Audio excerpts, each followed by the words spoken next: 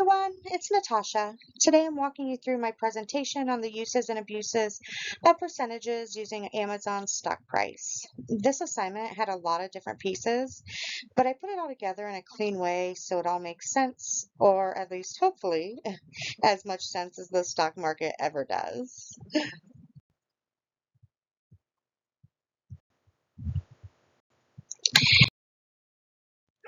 So here's the plan for what I'm covering today. I tracked Amazon stock for 14 trading days, found percent changes, modeled what would happen if I invested 10 grand, and then pulled the 6-month view from NASDAQ to compare long-term performance.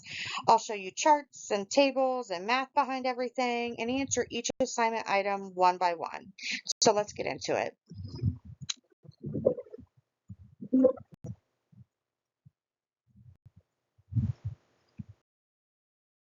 This is the first assignment requirement, visuals, tables, charts, all that.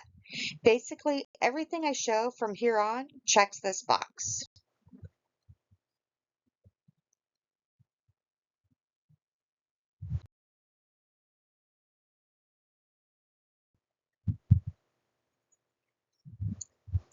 These are the big ones. Assignment items 2 through 5, track the price for 14 days, calculate day-to-day percent change compared to the first day, and show the value of a $10,000 investment each day. So that's what the next several slides will cover.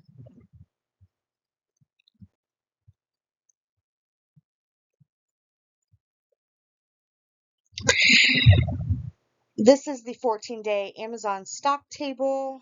It's the full table. You can see all the daily closing prices from October 30th through November 18th, because those are the dates that I mainly worked on this presentation, gathered all the numbers and did all the crunching and all of that fun stuff.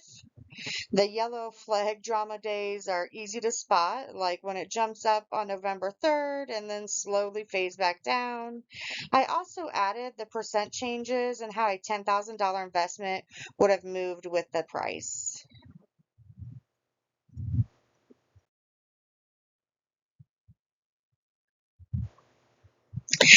This is just the math to show the day-to-day percent change.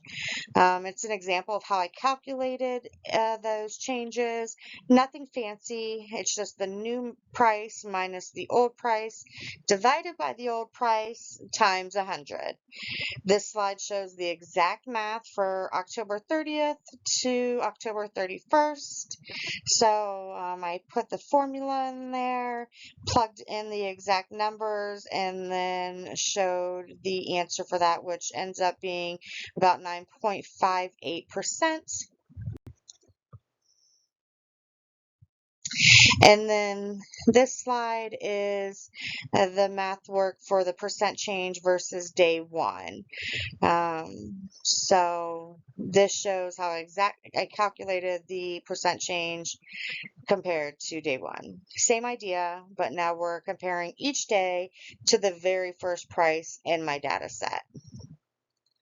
Again, have that formula, plugged in those numbers, and then just did the math, and it breaks down to about 13.97%.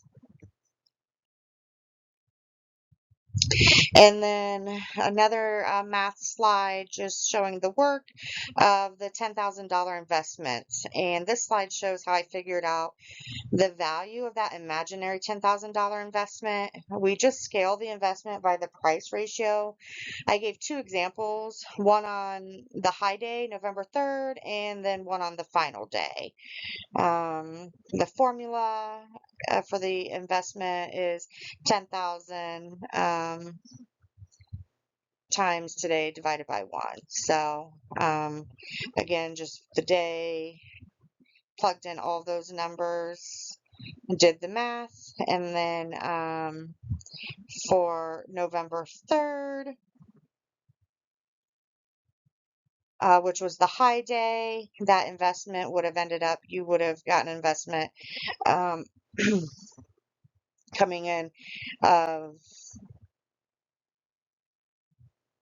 gained of it would have been of $11,397.29. And then on the final day with your $10,000 investment, you would have been left at $9,986.09.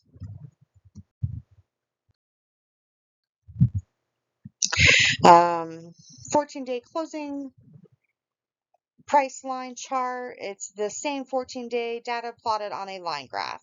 So now you can really see the rise and fall, kind of like my motivation levels, depending on whether there's coffee or not. It's always nice to see. I like line graphs to see exactly, where it goes up and down. Right in front of you. So that's way easier to see, obviously, than looking at numbers and trying to compare where it's higher and lower when you can just see a line going up or down.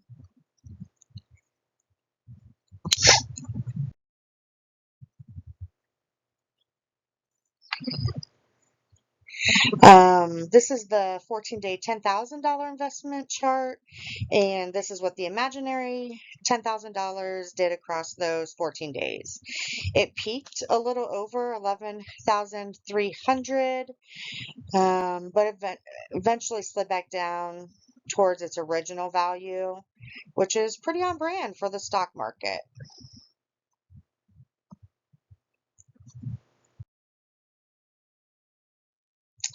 Then we're going to look at my assignment item 6, which was the next assignment item, which all about pulling the 6-month data from NASDAQ, switching the chart to the 6-month view, and then using that to analyze long-term movements.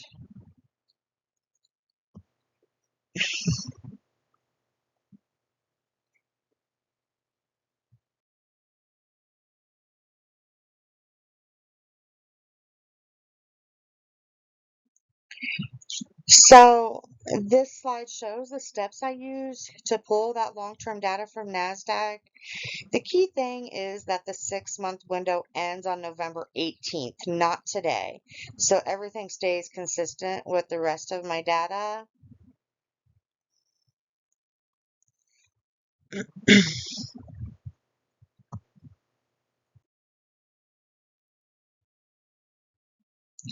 Now for item 7, the 6-month percent change and what my 10K investment would be worth at the end of the 6-month window. Over the 6-month period from May 19th to November 18th, Amazon's price went from about $206 to about $222. That's roughly a 7.95% increase. So a $10,000 investment would be worth around $10,795 at the end. It's a nice little gain, not life-changing, but still better than my savings account.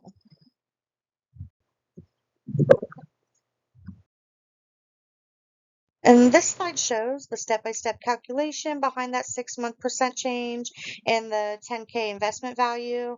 Same formula as before, just stretched out over a longer period. So just plugging in all the numbers and doing the math to find out exactly how I got that $10,795. Um,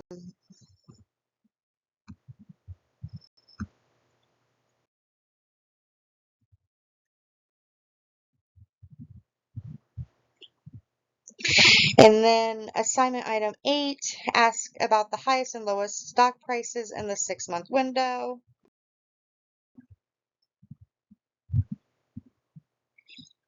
And the 6-month high and lows, the lowest closing price of the 6-month period was about $206 back in May.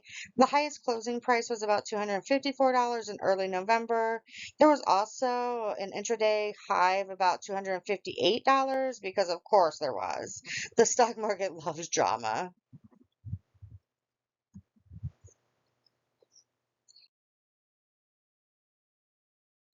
And finally, assignment number 9, the dream scenario. What if you bought at the lowest point and sold at the highest points?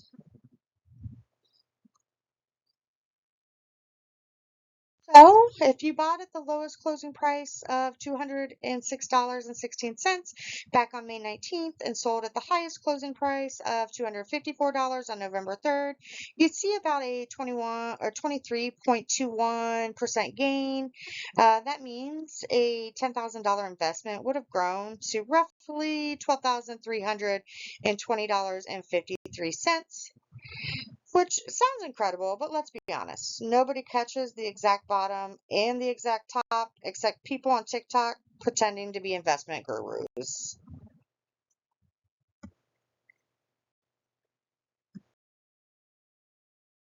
Slide breaks down the math behind the perfect timing scenario.